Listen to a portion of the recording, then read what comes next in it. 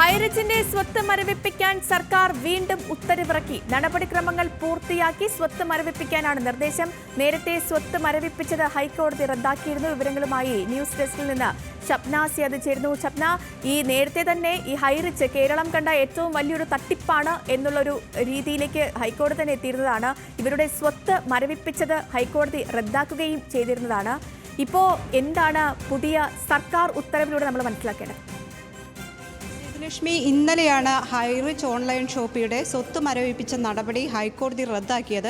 ഹൈക്കോടതി അതിൽ വ്യക്തമാക്കിയിരുന്നത് നടപടിക്രമങ്ങൾ പാലിച്ചല്ല സർക്കാരിൻ്റെ നടപടി എന്നതായിരുന്നു. ഇതിൻ്റെ നിയമപരമായി പറഞ്ഞാൽ ഈ കേസ് ഹൈറിച്ചിൻ്റെ സ്വത്ത് മരവിപ്പിക്കുകയും പിന്നീട് ജില്ലാ കളക്ടർ ഇതുമായി ബന്ധപ്പെട്ട് ഉത്തരവിറക്കുകയും ചെയ്തു. ഈ ഉത്തരവ് സാക്ഷ്യപ്പെടുത്തണമെങ്കിൽ അല്ലെങ്കിൽ സ്ഥിരപ്പെടുത്തണമെങ്കിൽ കോടതിയുടെ നിർദ്ദേശം വേണം, കോടതിയുടെ അനുമതി വേണം, അതും സ്പെഷ്യൽ കോർട്ടിൻ്റെ അനുമതി വേണം.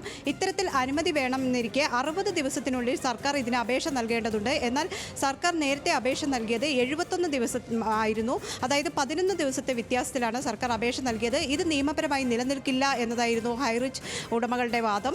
ഈ വാദം അംഗീകരിച്ചാണ് ഹൈക്കോടതി ഇന്നലെ ഈ ഉത്തരവ് മരവിപ്പിച്ചത്. അതായത് പ്രത്യേക കോടതിയുടെ ഉത്തരവ് മരവിപ്പിച്ചു. സ്വത്ത് കണ്ടുകെട്ടാനുള്ള നടപടി അതോടുകൂടി മരവിപ്പിക്കുകയും ചെയ്തു. എന്നാൽ ഇന്ന് ഇപ്പോൾ രാവിലെ തന്നെ സർക്കാരിൻ്റെ ഉത്തരവുണ്ടായിരിക്കുന്നു. ഈ നടപടിക്രമങ്ങൾ പാലിച്ച് വീണ്ടും ഈ സ്വത്തുക്കൾ മരവിപ്പിക്കണം, അതുപോലെ വാഹനങ്ങളടക്കം പിടിച്ചെടുക്കണം.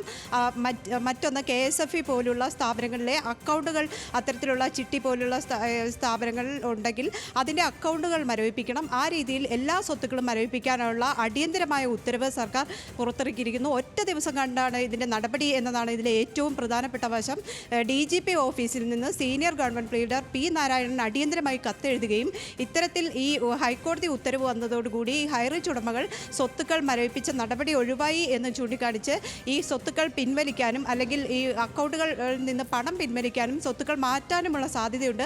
അത് തടയുക എന്ന തിരക്കിട്ട നീക്കമാണ് സർക്കാരിൻ്റെ ഭാഗത്തുനിന്നുണ്ടായത്. ഏതായാലും ഒറ്റ ദിവസം കൊണ്ട് സർക്കാർ ഉടൻ ഉത്തരവ് പുറത്തിറക്കിയിരിക്കുന്നു.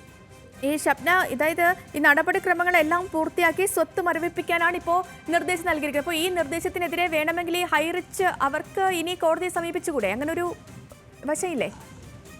സേതുലക്ഷ്മി, ആദ്യം ഇത്തരത്തിലുള്ള നടപടികൾ പാലിച്ചില്ല എന്ന ടെക്നിക്കൽ, അതായത് സാങ്കേതികമായ വശം മാത്രമായിരുന്നു ഹൈറിച്ച് ഉടമകൾ ഉന്നയിച്ചിരുന്നത്. എന്നാൽ ഈ നടപടി മരവിപ്പിച്ചതിനെതിരെ നേരത്തെ തന്നെ ഇവർ കോടതിയെ സമീപിക്കുകയും അല്ലെങ്കിൽ ഇത്തരത്തിൽ സ്വത്ത് കണ്ടുകെട്ടാനുള്ള നീക്കത്തിനെതിരെ കോടതിയെ സമീപിച്ചു തരുന്നതാണ്. അത് കോടതി അനുവദിച്ചിരുന്നുമില്ല.